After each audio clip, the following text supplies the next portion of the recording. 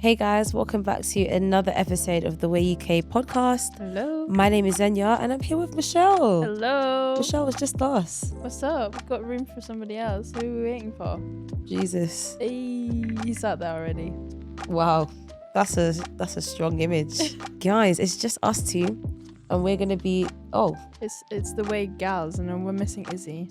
yeah, sad times. Izzy, where you at? Everybody at Izzy in the comments. We Izzy, like where at you Izzy, at? where are you at? But today, guys, we are in our final episode of this Joseph character study Big up. that we've been doing. Michelle, how have you found it so far? Really good, actually. I would recommend for y'all to go back and read it, because I think the thing is, when I think about Joseph and Joseph's story, like, it takes me back to when I was at Sunday school at church. Back when in the I day. was younger, back in the day. And the Technicolor Dreamcoat and all of that, you know? And it was like a story that I just thought, oh, that's a cool story. But now I feel like I'm like reading it from a different perspective. I'm an adult now. Wow, the growth. The growth, literally. I feel the same. Like Joseph in that coat. Joseph had drip. But hey, we're going to be dripped out in the scriptures, because we're going to be going from, I guess the last episode was kind of like a cliffhanger in a way. So if you haven't seen that, check that out. Link will be on the screen somewhere. I don't know, something. I'm not sure, but go check that out. And today we're going to be talking about the final parts of Joseph's life. So like the restoration with his brothers. Yeah. And then kind of like the history of where the Israelites, how they end up in Egypt. It's a madness. So let's get into it. And I guess like for a little bit of a recap. So in the last episode, if you haven't listened, little recap. So Joseph's brothers got framed for stealing from the palace, and they took one of the silver cups that were in the palace, and it was found in Benjamin's backpack. And Benjamin's Joseph's older brother, like the brother above Joseph in age. He's the second youngest, and it wasn't cute because Joseph's dad didn't want to send Benjamin with the brothers because he was afraid of another one of his young sons being killed or being kidnapped or something bad happening. And so the fact that he gets framed is like, well, this is why we shouldn't have sent him. But hey, we're here now. And Joseph goes, it's all right. He'll just be my slave, you know? He'll be my servant. I'll take him in and it's great. And the rest of you lot can just go home. And it like creates a little bit of tension. And now we're at a point where Joseph's like, I can't do this anymore. I'm going to tell them who I am. I'm going to finally reveal my identity. And he does that. So I guess we can read like a couple verses and chat about it. Genesis 45. Chat it through. Before we do that real quick, sorry. Oh, what's she doing? I got permission finally from one of our producers to put my feet up on the sofa. So I'm going to do that and get comfy as we read. Powerful moment. Feet are on the sofa, guys. This is a big moment. This is legendary. This might be the only time where I could do this, realistically. I got a yes once, doesn't mean the next podcast feet will be on the sofa. So I'm going to take advantage of it now. Mate, when God gives you that yes, you better step into it. Amen. That's a word for someone. Come on. Well, now that we've enjoyed that moment, let's read the scriptures. So in Genesis 45, verse 5 to 8, it says, and now do not be distressed and do not be angry with yourselves for selling me here, because it was to save lives that God sent me ahead of you. So this is Joseph talking to his brothers and basically telling his brothers like there was a reason for all this. Yeah. You know, what you did to me, God had bigger plans. Anyways, it goes on. He says, for 2 years now, there has been famine in the land. And for the next 5 years, there will be no plowing or reaping. But God sent me ahead of you to preserve for you a remnant of earth and to save your lives by a great deliverance. So then it was not you who sent me here, but God. He made me father to Pharaoh, lord of his entire household and ruler of Egypt. And I just think it's so interesting how Joseph's having this conversation with his brothers, because he had all the reason to like be mad at them. Yeah. Like really, this is the moment where you could turn around and reveal your identity and be like, ha, psych, it was me the whole time. And by the way, you guys are terrible. Like, look at what you've done to me. But actually he's like, yeah, there's a famine coming and I'm actually going to look after you guys. Yeah. Yeah. And the thing is, it just goes to show his like personal growth as well, like what God has done in his own heart, because he Yeah. could have easily been like swallowed in his just anger and his pain and his suffering that his brothers caused him. But which, like, in like seeing his brothers, he could have easily just been like, nah guys, like, you're done, I'm gonna like ruin your lives as much as like you thought you were gonna ruin mine. But like, it just goes to show how God is like restored and written a new story for Joseph by saying, no, by giving him this like freedom and this truth that he can now actually fully live in, the fact that, oh no, there's like a greater purpose for the suffering that I went through. It wasn't actually you guys. It was God that actually made this happen, which is, if you think about it, it's just insane how like somebody's heart can go from a place of like, if it's plain on paper, they caused that to happen to him. But then he had this like revelation from the Lord that no, this is for a greater good, for like my yes or my like suffering has led to many people experiencing, I don't know, help in this time, this famine, even including his brothers. And I reckon that stirred something in the brothers' hearts too. Like, wow, he's forgiven us. I mean, it does say in chapter 45 that they were like scared, like they were terrified of Joseph and his presence, because I mean, he has so much power now, you know? Like, yeah. Yeah, and I think like bearing in mind the chapter before this and like a couple chapters before this, Joseph was really testing his brothers. Like he was really trying to get Yeah. to the nitty-gritty and make them feel for what they did for him. And I think like now that he's revealed his identity, like why do you think Joseph did that, went through such extremes to make that his brothers kind of like really feel it? Like when the cup was stolen, that was a real moment of like, dang, like we really messed up here. And even one of the brothers was like, oh, maybe this is God punishing us for our sins. And like I think that in that moment they were really thinking about what they did to Joseph. Yeah.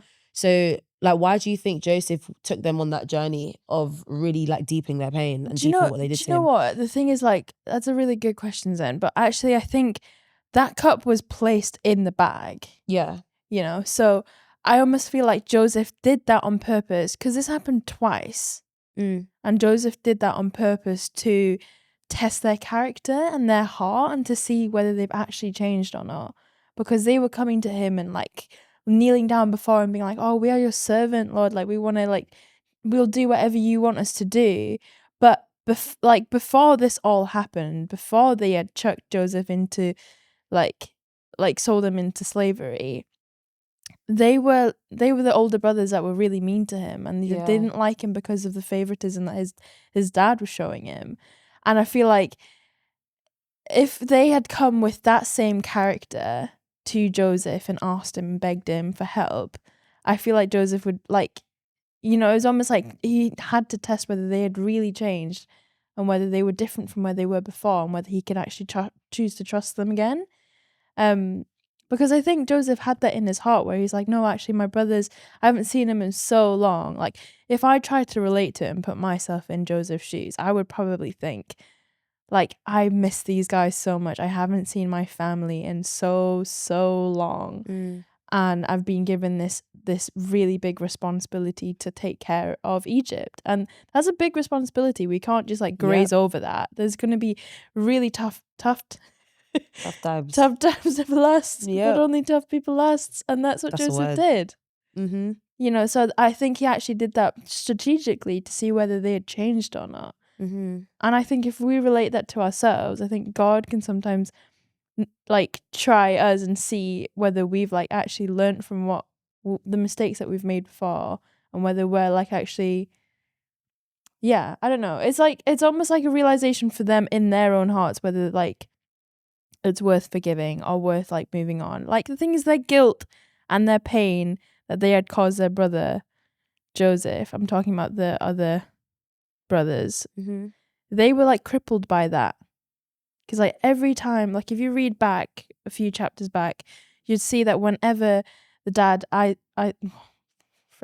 Jacob, whenever Jacob like mentioned, like, why are you guys like talking amongst each other or something like that? Like, whenever Joseph's name was mentioned, or when Egypt was mentioned, they were like reminded of what they have done. So I don't know where I was going with that, but I just basically think there's like a whole strategic plan and reason for Joseph to do that and plant those like cups, for example, like you said, the silver cup in the bag to see whether they be their character, like honesty, whether they would actually come back and be like, no, this actually wasn't us. Like why would we do that type vibe? Do you know what I mean? And I also think there's a conversation to be had about forgiveness because like when I think about if somebody was to harm me in the way that Joseph was harmed by his brothers, there's one level of being like, okay, cool, you guys have said sorry, or okay, you guys seem to be remorseful, I forgive you. Like you can close it and keep it there. But he goes above and beyond that and goes, I'm not only just going to forgive you, I'm actually going to protect you guys from this famine. And I think, you know, we talk about like God working all things together, and Joseph's talking about how, yeah, like God had plans. Like you guys may think you brought me here and you put me in Egypt, but actually God brought me here. And I think not only does God have restoration for Joseph, but he had restoration for the brothers as well. And how, you know, that scripture in Romans 8, and it talks about how God works all things together for those who love him and are called to their purpose. But like God had a purpose for Joseph, but he also had a purpose for the brothers. And it reminds me how sometimes like we can be, as human beings, we make mistakes, like we hurt people, we do things that are wrong, but that doesn't mean that it's over for us. Like it wasn't over for Joseph's brothers, because actually Joseph like was able to forgive them and basically like remove the remorse and reinstate the family and help them in this time of famine. So I don't know, when I was reading this and thinking about it, it made me think like even when I make mistakes and even when I do things that are like categorically wrong and like I hurt people, God doesn't hate me. I'm not cancelled by God. Like God has more for me. And actually like if I come to him with a repentant heart, with a heart that says I'm sorry, and like I actually feel what I've done and I feel the depth of my sin and the depth of my mistakes, he can work with that. Yeah. And like he can restore and he can turn things around. Totally. And it's equally the same to think that like when others, whether like you've done something wrong to somebody else, like there is restoration in that God can do. Like it doesn't have like forgiveness starts with you choosing to like do it and like actually have an active process of like pressing into forgiveness and like, you know, asking God to help you through that, because it's not like an easy thing. Like you, one day something happens to you, someone's done something to you, and then you just think like, okay, I'm just going to forgive them and I move on. Like it hurts and there's a sting to it. So it's a process. And the thing is like Joseph at this time, like he had so much time, I mean, what, 20, 30 years to process that and work through that. But I think it's a miracle. Like this sort of forgiveness is radical and totally like through the help of God. Because I personally think if someone did that to me, I mean, multiple people, like my brothers, people who are meant to be like in my corner and for me, and they do that to me, I would be so hurt that I feel like I would like probably hold on to bitterness for a while before I could even like, yet alone just forgive them and also provide and protect them. Do you know what I mean? I'd have to go to like another room to find that forgiveness, because I know it's not here. Like I'd have to go find it somewhere else. No, and it's really tough. And then Joseph goes above and beyond that, and he's not only just like, I'm gonna forgive my brothers, I'm gonna like help them out in the famine, but I'm gonna go get my dad. Like he's like, no, go and find my dad, bring my dad to me.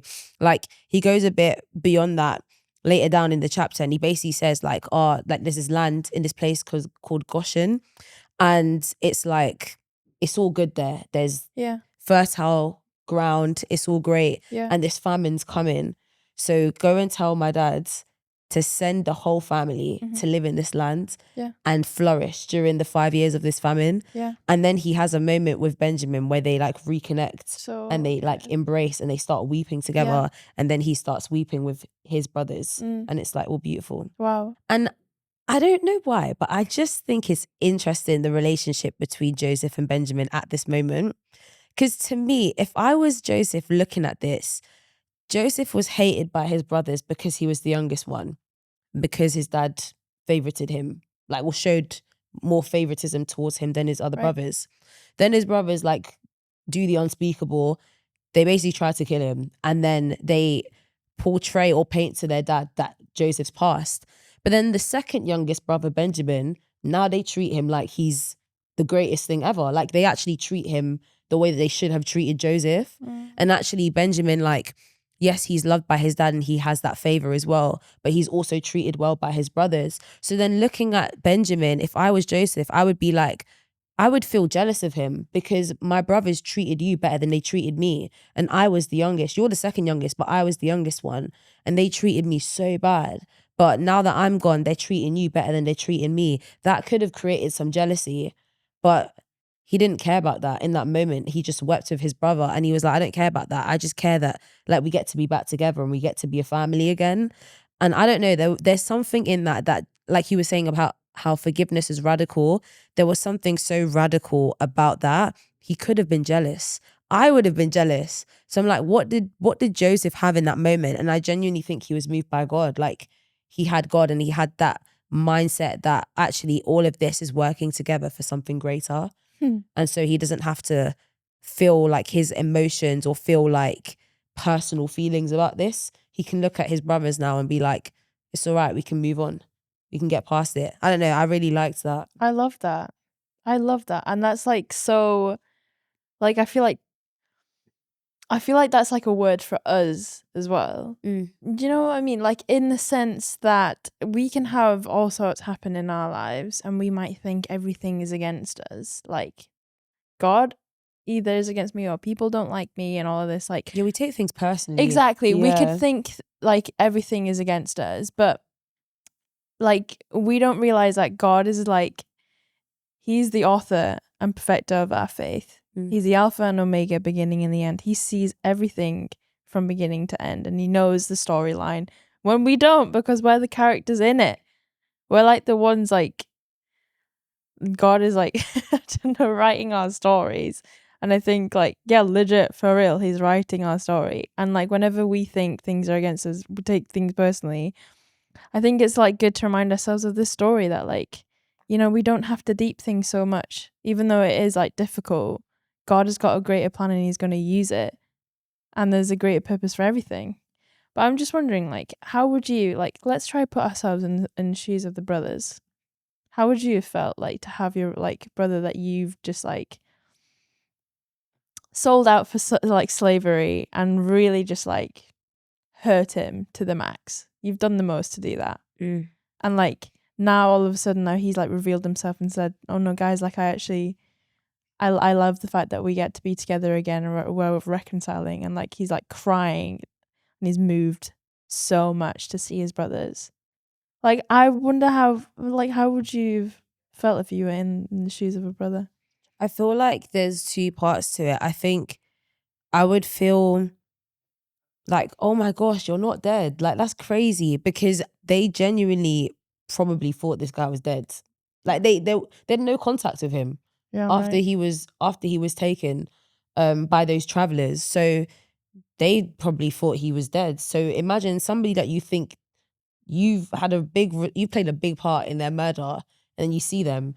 There's so many feelings of like shock, like, how is this even, like, surprise, like relief, gratefulness, disbelief, like, this is a miracle. But then once those feelings end, it's cut through with, oh my gosh, what's gonna happen to me now? Like, surely something has to come my way. Like, surely revenge has to come back to me. Like, I don't know, I feel like a lot of our relationships are transactional, in terms of like, if I do good, good will come back to me. If I do bad, bad will come back to me. And I think we have that mindset. So they probably came into this expecting something bad to happen to them off the back of it. And so this moment is kind of jarring, because it's like, what the outcome they thought was going to happen isn't actually happening. And the bad that they thought they deserved is actually being replaced by God's goodness. Oof. They didn't expect that. They did not expect that. And I bet you guys didn't expect that too. And on top of that, I bet you didn't expect that after this, okay, we're trailing through the chapters and we're at the end of chapter 45. Hello. We're trailing through the chapters and we're at the end of chapter 45. Basically, Pharaoh hears that Pharaoh hears that Joseph's dad is coming. Joseph's dad's like, I want to see my son.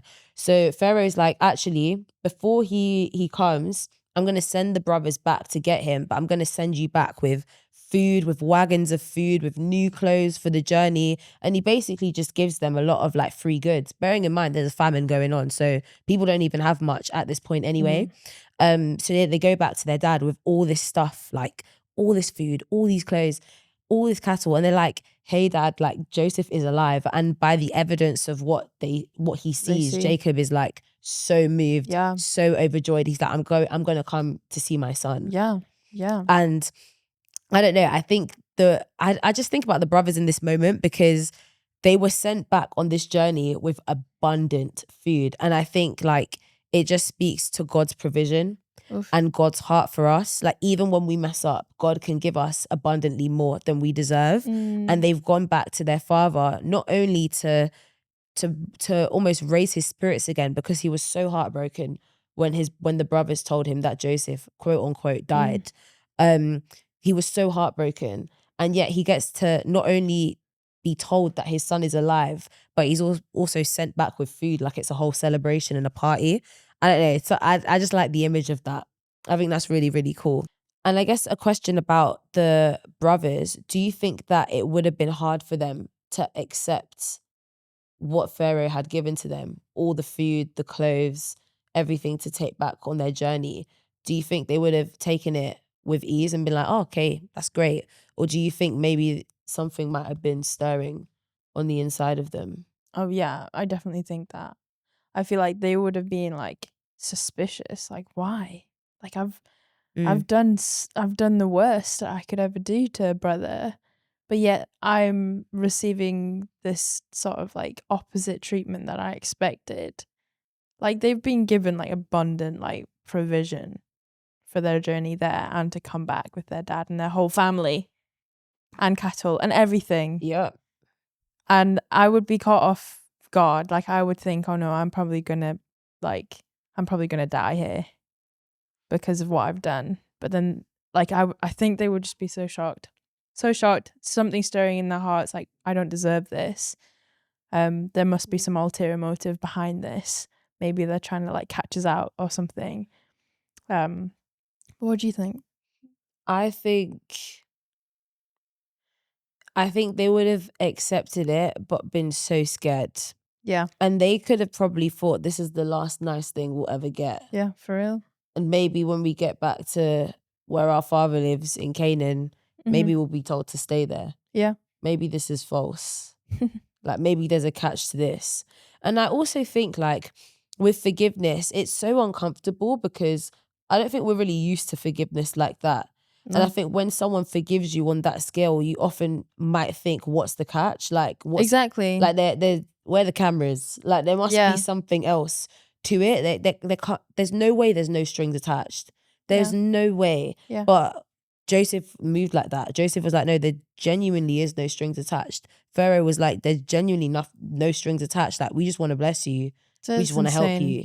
And I also think that speaks to like when God forgives us, like God's love is so unconditional. Yeah. So vast and so like hard for us to understand that when God says that we're forgiven, a lot of the times it feels jarring. Yeah. Or Right. a lot of the times we resist receiving his forgiveness because we're so overcome by our situation and maybe the things that we've done that we think, oh, I don't deserve it. Right. So I have to reject it. Totally. But like we don't deserve it. Yeah. But that's why we can accept it. Yeah. Because God is so good. Like he's so much better than I will ever be or anything that I will ever do. Yeah.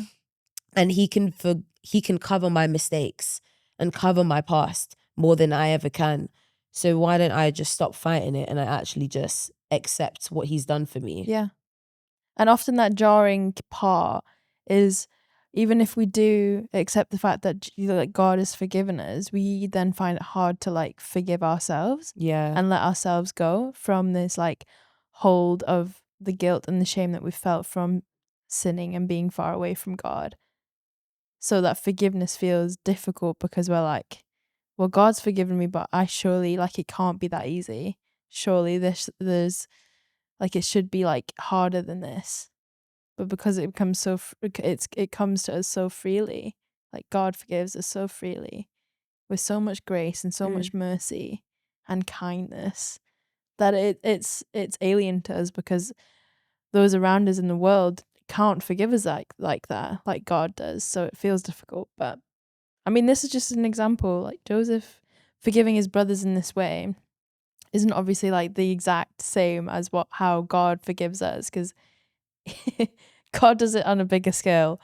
But this is just like the jarringness that we can feel from like how the brothers might be feeling, but then this willingness that Joseph has to like let go of the past and like step into this new, not better future, but like some, if you read on this, you'd see how it ends. But That's great.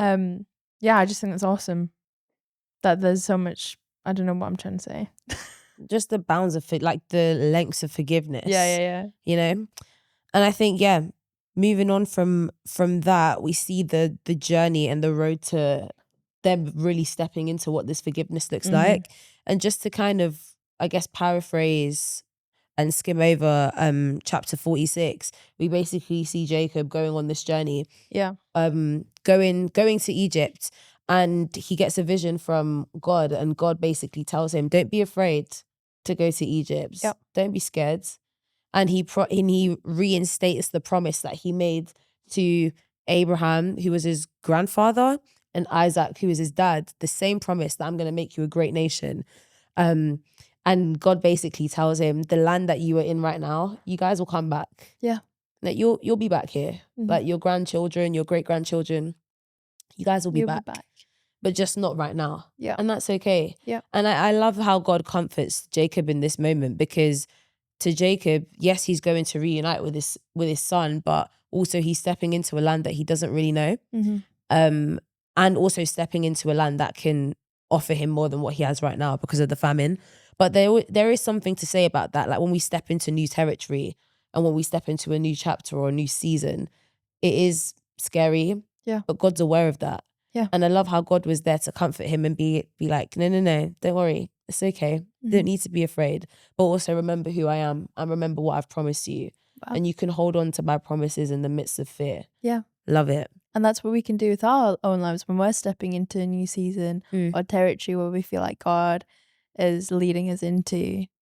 We can hold on to the truths and the hope and the prophetic words, whether we've been given them or not, of the past seasons, that God is going to lead us through, and that He understands our weakness and like how we can fear what's ahead. Like God understands, and He's like, yeah, I love that. But anyways, I just think it's relevant for us. This just how people are feeling in this.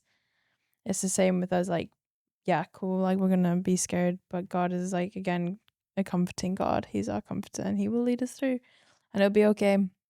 Don't worry. And I love reading this. I've actually loved tracking through this whole story because it normalizes the parts of like forgiveness and pain, and even the mistakes that we might make on other people. It helps us see how to kind of act in those scenarios and can give us some, I guess, insight into how other people have processed it. Like, how has Joseph reacted to his pain? Okay, Lord, how can I react to mine? Like, how have the brothers reacted to the gravity of their sin? Okay, God, how do I position my heart to react to that as well? Like it helps normalize things. It's like I've got a case study to work with and a map to work with on how to deal with my own situations. But I wanted to go a little bit further down and just read a couple verses about when Joseph sees his dad for the first time. I just think this is so sweet.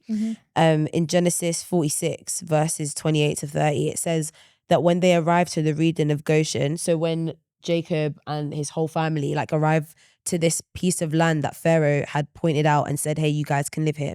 So yeah, when they arrived to the region of Goshen, Joseph and his chariots made ready and went to Goshen to meet his father Israel. And by the way, Jacob's name is also Israel. Like he has two names. If you go back in the story of Jacob's life, he basically meets this man and they have like a little wrestling match. And that sounds kind of crazy, but that's exactly what happened. They have a wrestling match and actually he wrestled with this guy, but it turned out to be God. And the man gave him a new name and was like, from this day onwards, your name will no longer be Jacob, it will be Nice. Israel. So in the scriptures, you might see them refer to a man called Israel. That is also Jacob, just to help you out there. But it says Joseph and his chariots made ready and went to Goshen to meet his father Israel, who's Jacob, sorry. As soon as Joseph appeared before him, he threw his arms around his father and wept for a long time. Israel said to Joseph, now I am ready to die, since I have seen for myself that you are still alive. And I just think that's so beautiful. Yeah, the relief that dad must have felt to see his beloved son that he favored, you know? And like to think, he grieved so much that he replaced him, well, tried to replace him with the second youngest son. Yeah, father heart. And the amount of people that turned up as well at that family reunion between Jacob and Joseph. It wasn't even just his dad. There was the whole extended family, grandchildren. Like, it was a whole squad that pulled up. That must have been overwhelming. Like, Joseph sitting there like, wow, who are half these people? Right. Because I've been away for so long. Yeah. I don't know who any of you are. Hey, auntie, what's your name? Yeah, you know when you go to a family gathering, there's always that one aunt that's like, oh my gosh, I remember you when you were one. And you're like, who? never seen you a day in my life. Never seen you a day in my life, mate. Joseph was probably feeling that same way. Like, I mean, with bare people, like with probably like his whole family. mate, that was a whole congregation that pulled up there. That was kind of crazy. And I also think, like, you know, in this whole story, we've talked a lot about Joseph. We've talked a lot about the brothers, but what about the dad? Like, the dad, Jacob really suffered, you know, for the loss of his son, and he had nothing to do with that. Like, he wasn't the one that sold Joseph into slavery. It was the brothers. And yet he suffered the most, like, out of it, because his youngest son that he loved so much was just taken away from him for no fault of his own. But the thing is, he thought he was dead. So I wonder what that man was thinking when, like, the brothers, oh gosh, we're tracking back again. But like, when the brothers were like, oh my gosh, like, our brother's alive, Joseph's alive. He's probably like, what? What did you guys do? You lied to me? You lied to me that he's dead, but he's actually alive? Like, how is he now ruling Egypt? Like, how is he now leading Egypt? Like, what's going on? He probably was so confused. Yeah, and then he got a good deal out of it too, because afterwards Pharaoh meets Joseph, brings his dad to Pharaoh. Yeah. And he introduces his dad and his brothers as shepherds. Which is like kind of cool of Joseph to kind of ensure that they would have a good deal, and also to ensure that nothing bad would happen to them. But Pharaoh basically asked Jacob, like, how old are you? Like, what are you doing? Yeah. And he's like, oh, okay, cool. Like, you're 130. Guys, yeah, he's like, first of all, you're old. That's crazy. That's actually mean. Dang. Hey, they lived for years back then. Yeah, true. They were holding on. Wow. Holding on. I don't know anyone that's lived to 130, yeah, but for real. I mean, if you have and you're watching this or listening to this, big up. Shout out to you. But yeah, basically Pharaoh blesses Jacob and offers him, hey, there's this place that we've got, Goshen. You guys are more than welcome to like live here, to work here, like shepherd, take care of the food, the resources and all that stuff. And it's quite nice. It's quite a sweet ending. But then it takes a bit of a different turn. Skirt. Because in Genesis 47, we hear more about like what actually happens during the years of the famine and how Joseph chooses to lead. And what transpires was actually not what I was expecting to happen. It's kind of crazy. It's kind of wild. So I don't know if you guys are listening to this podcast, maybe you've heard about the Israelites. You know, Moses, he takes them out of slavery in Egypt in the Old Testament. They like go through to the promised land, all this stuff. We hear a lot about how the Israelites were in slavery in Egypt, but we never really think about how they got there. Guys, this is their origin story. This is actually wild. So basically, the famine's happening, right? And the famine is happening not just in Egypt, but also in the surrounding areas, like surrounding towns and villages around Egypt. So there's a lot of places where there's just no food. And the people come to Joseph and they're like, Joseph, there's no food, like we're starving, like what are we gonna do? Bearing in mind, Joseph is second in command. So Pharaoh's really looking at him being like, listen, if you've got a suggestion, we can run with that. So Joseph says, okay, guys, give me your livestock, give me your cattle, give me all that you have, and in exchange, we'll provide you with grain so that you can basically plant and farm your own crops.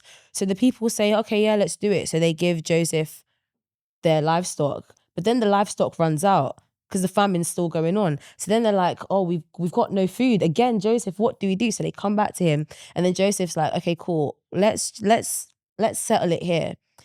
Why don't you guys become Pharaoh's servants? And why don't you basically give yourselves over, and in exchange, like, we will give you grain, you will be able to harvest crops. Yes, most of the crops that you harvest will be for Pharaoh, but you will be able to take enough to live off of. And the Israelites, or the children, the Israelites, you guys are getting the gist. But at this point, they're like, look, we have no food. We have nothing. We are so desperate. We'll just give ourselves over. And Joseph's basically just like, yeah, just do cool. it. Yeah, and I just find that like crazy. Yeah. To think that they had gotten to that point of desperation to be like, I'm just gonna become a slave for Pharaoh because we need food, we need this to survive. But I think what's also really interesting is that we see that this is the second dream prophecy coming into fulfillment from the original dreams. Of the sheaves of wheat in his dreams, with people bowing to him. Yeah. And we can see the whole of Egypt now is at the mercy of Joseph for grain and survival. Like the Israelites literally all just came to him and said, well, we have nothing. We have no livestock that we can now give over for food. We have no money. And the only things that we have left is ourselves.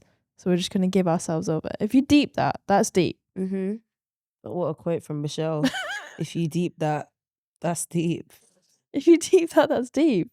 And also, I think when we talk about Joseph and his leadership, yes, okay, we know the fate of the Israelites at this point. We know the fate of what happens to these people. But if this is going to sound so brazen, but if we look over that just for 1 second, Joseph took initiative. Like in a desperate and dire situation, somebody had to make a call. Somebody had to decide what we were doing, and Joseph stepped up and did it. And I think like he led with, I guess, what he thought was best. And he also led with God. Like that's the thing that Pharaoh noticed about him that was different. Right. And that's the reason why he got appointed as the second in command, was because of the God that he served and the God he represented and the God that he followed. Because it's one thing to know God, it's another thing to follow him. And the consequences of Joseph following God meant that they were able to survive the famine, because God was able to give Joseph all this wisdom on like how to go through things. But ultimately God gives us choice. You know, like he can present us with different scenarios and different outcomes, but ultimately it's up to us to choose. Yeah. And how we talked about before at the beginning of this, of the Romans 8:28, of how all things work out. God told Jacob when he was leaving Canaan that his family would be back there one day. And it's true. They ended up back in Canaan, in the promised land, one day. But it wasn't the conventional how they thought they would get there. Joseph didn't think this was the role he was going to play in the story of his people, but it ended up happening that way. But this just shows how faithful God is, and how God might speak in the scriptures, in tiny scriptures of tiny promises, but really hold on to it. Like that's such a verse we can look past when he has that conversation with Jacob and says, hey, like your people will come back here. Yeah. We can look past it so much. But actually, like, this is the beginning of that. And this is the beginning of them needing to remember. So good. We need to remember who their God is, and that God will help them. I mean, spoiler alert, they forget after this point, which is actually crazy. Like, they actually forget how they got enslaved. They all forget this whole Joseph moment, which is so wild. Like, basically, Joseph is just forgotten about in how they got here, and they just think, oh, we've just always been here. Silly which humans. is nuts. But anyways, I'm not trying to spin anybody's brains, but that's insane. Guys, go read this for yourselves, because there is so much. It is crazy. There is so much that you can learn from this story. But the thing is, the point that you just made, Zen, is so good, because God is so faithful. He is faithful to his word. He is so, like, he is a God of promises, and when he makes a promise, he's going to show through that. Even when you don't think he's really doing what he's doing it, one, in his timing, and two, for your good. Like, he's preparing you for that moment, that promise that he's given you. But it might not look like the conventional way that you think you're going to get there. Oftentimes, it's never in the way that you imagine for yourself to be walking in the fulfillment of a promise that God's given you. Because it's God's way, not our way. Yeah. Your will be done. Come on. Not my will be done. That's great. Anyways. And we see God's will done at the end of this story, the Yes, last we do. 2 chapters of Genesis, which is the conclusion. It's the conclusion of a lot of things. It's the conclusion of Jacob. Jacob, R.I.P. Jacob, but he does pass away now. And before he goes out, he blesses all 12 of his sons and Joseph's 2 sons as well, because Joseph had children in Egypt. But he blesses Joseph's sons, his sons. And when he dies, that's a moment where all the brothers just go into mourning. Joseph goes into mourning and they're all like deeply saddened. And this happens between like Genesis 48 and 49. And then we get to Genesis 50. And I think this is the seminal moment, the seminal scripture that like so many Christians like quote this, what Joseph says. But I think at this moment, the brothers probably still had that thing in their heads of like, no, but where's the revenge? Like the revenge can still come at any moment and it's warranted. Like we've messed up so bad. Now that our dad has passed away, Joseph has full reign to do whatever he wants. He can kick us out of Egypt. He can send us with our bags packed. Like it could be so bad for us. And Joseph still doesn't do that. It's crazy. What a good bro. Michelle, do you want to do us the honors of reading Genesis 50 verses 18 to 21? Yes, I can. His brothers then came and threw themselves down before him. We are your slaves, they said. But Joseph said to them, don't be afraid. Am I in the place of God? You intend to harm me, but God intended it for good, to accomplish what is now being done, the saving of many lives. So then, don't be afraid. I will provide for you and your children. And he reassured them and spoke kindly to them. What? That's so crazy. That song is wild. But yeah, Joseph passes away after this. And this is like the conclusion of his life. But I honestly think what a journey. And I'm just even now reflecting on where Joseph started with getting these dreams of like your brothers are going to bow down to you. The nation will bow down to you and all this stuff. You're going to be a great leader. To then going through the craziest character arc of all time. No, for real. Like the craziest story of all time. That could have been a villain origin story. I mean, if it was me, it would have been my villain origin story. But I am not Joseph. Joseph way better. Yeah, like honestly, craziness. And he comes out of the end of it with no bitterness. None. Towards his brothers. A heart that is free from bitterness and this heaviness that he could have easily like spiral into. But he went from the beginning of the story, he went from this naive young boy that like tried to impress his brothers with the dreams that he was getting, but actually angered them which then led him to ultimately like suffer and be sold and everything. But then like it was just weird how like in each like pinnacle point in the story, not pinnacle, but each like important point in his story, whether that be in Potiphar's house, whether that be in the prison where he was like a guard over. Was it a guard or like he was like in charge of the prison. He helped around. He helped around, and he was obviously like Potiphar's basically EA assistant. He like love that. Love that from Joseph. It's amazing. He was. And then he went and did it for what's his face? What, Pharaoh? And he went and did it for Pharaoh. And it's just like God was building his character so much to each moment. Whether that be in leadership, whether that be in his heart. Like I reckon in each moment he was thinking, whoa, God is being so good to me here. Like I should really not be where I am right now. But then God has like pulled me through and he's put me in the best position ever in this situation. Because like in prison, he could have easily just been like this odd this geezer that's just like taken advantage of by the other prisoners in that prison. But no, he's actually like looking after them and like looking after that cell. And the same with Potiphar's house. He was in charge of it, of everything that was happening in that house. And then with Egypt. But I just find like he's just grown so much through that time that like God, like in what scripture was it that we were talking about? Romans 8:8, where God 8:28, 8:28, where God uses all things for good and he turns all things around for good. I just like that's just insane. That's exactly what God did. He took he just took a bad like what should have turned out bad into something that was great and really good, not only beneficial for Joseph but his whole family for generations on, and fulfilling prophecy in both his life but then also his dad's like lineage.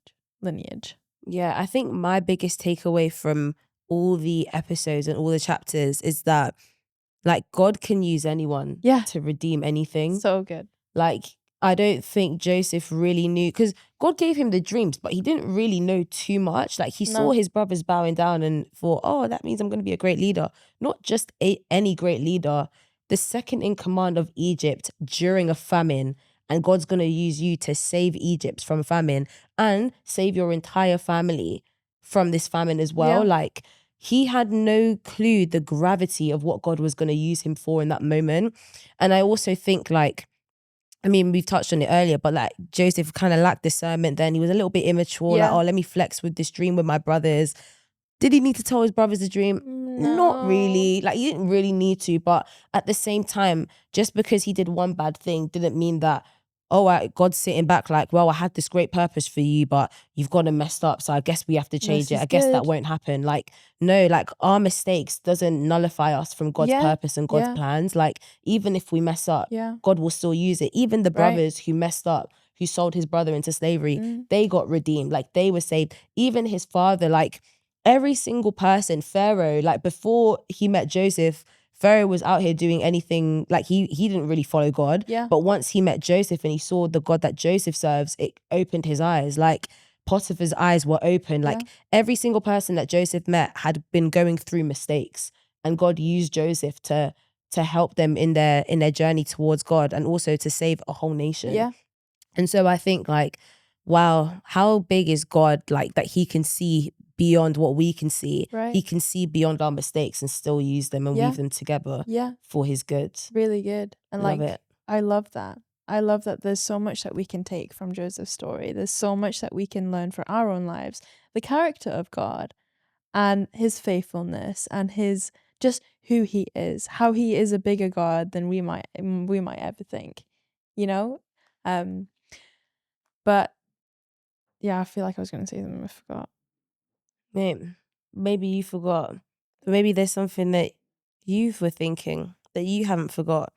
Maybe you can drop it in the comments. Yeah, maybe you can drop it in the comments of this video. Maybe if you're listening on Spotify, I swear on Spotify now you can add comments. Yeah. Apple Music, I'm not really sure about that. But yeah, if you're using that, God bless you. But yeah, if you're using Spotify, you know, you can drop a little, what did you think? If you're on YouTube, drop us a comment as well. What do you think about the conclusion of Joseph's story? If you've been watching through every single episode, maybe give us, this is my challenge to you guys, give us your one take, your one thought from the whole story of Joseph. What is God saying to you? What are you thinking? We would love to hear. And guys, that is the end of Joseph. Hope you guys enjoyed. Maybe leave us a comment and tell us if there's any other people in the Bible that you would love us to do like a character deep dive on. Esther. Who could it be? Is it an Esther? Is it a Moses? Is it a Samuel? Is it a David? Oh, we don't really know. Is it a Jesus? Well, we talk about Jesus all the time. But yeah, thank you guys so much for watching. We enjoyed doing this series and we'll see you guys in the next episode of The Way Pod. See you later.